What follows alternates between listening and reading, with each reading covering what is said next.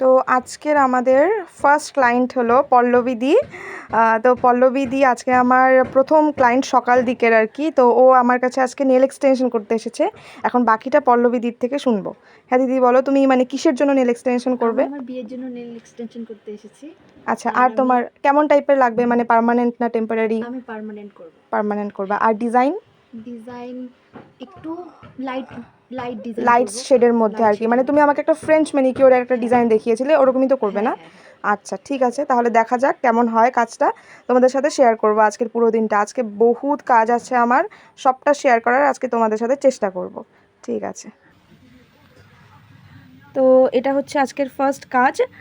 এটা একটা permanent nail extension, acrylic nail extension আর কি।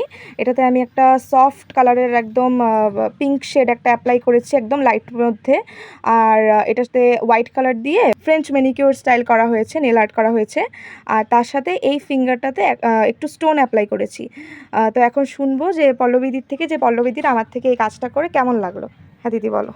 আমি যেমনটা দেখিয়েছিলাম একদম তেমনটাই হয়েছে, যেটা আমায় বলেছিলাম বোন সেটাই করে দিয়েছি। আমি একদম ফুললি স্যাটিসফাইড। আচ্ছা, মানে ভালো লেগেছে না তোমার?